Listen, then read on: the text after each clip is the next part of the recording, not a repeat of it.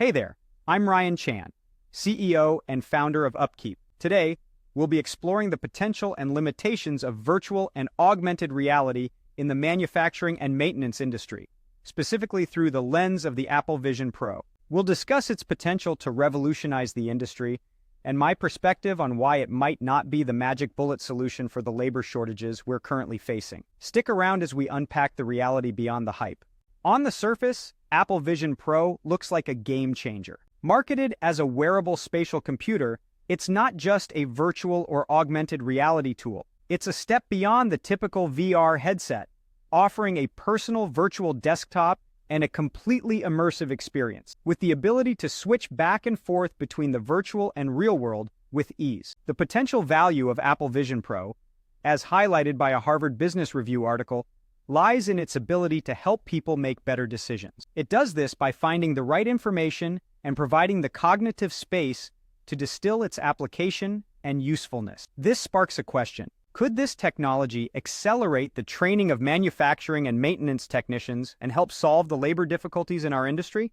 But here's my take. I doubt it's going to solve any of the labor shortages in manufacturing. Sure, it will pique people's interest, both inside and outside the industry, but this interest is likely born out of novelty and excitement. And let's face it, excitement fades quickly, and the labor problem we have right now is much deeper and more complicated. Let's take a step back and look at the history of virtual reality. The term dates back to the 1980s, but in the last 4 decades, we've seen limited, successful applications. The best commercial application has arguably been flight simulators for pilots, where VR technology can be used to safely train pilots to respond in potentially dangerous, real-life situations. However, other attempts at leveraging this technology have been less successful. Take Google Glass, for example. Announced in 2013, it struggled with both its consumer and commercial attempts. Many believed that the technology was too expensive, released too early in its development, and lacked the coolness factor within the consumer market.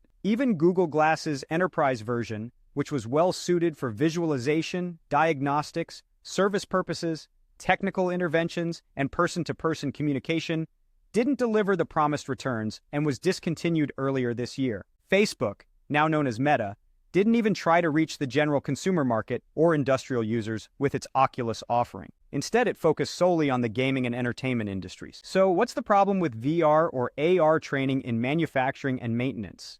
Firstly, it seems ironic and a bit ridiculous to tell professionals that they can use this technology to complete all this training virtually and then expect them to come into an office or factory setting to apply their training in a physical setting. Secondly, the manufacturing and maintenance environment requires technicians to rely on all of their human senses to paint an accurate picture of what's going on with a particular asset or in a specific situation. Those details are difficult, if not impossible, to replicate virtually.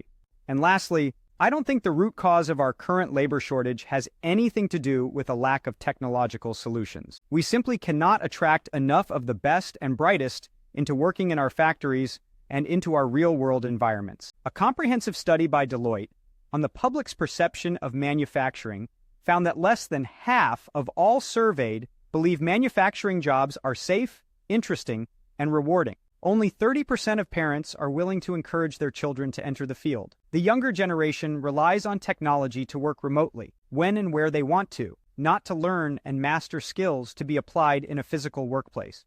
In conclusion, I have yet to see an effective and efficient use of virtual or augmented reality technology when it comes to training in a manufacturing environment. Many related technologies have come and gone. They generate excitement and conversation, and employees love to play around with them. However, I've never seen it used for daily training in an industrial setting. Don't get me wrong, I am definitely a tech enthusiast at heart. I believe in technology. I believe many of these developments will truly change the world in the long run. But in the case of Apple Vision Pro, you can call me a skeptic.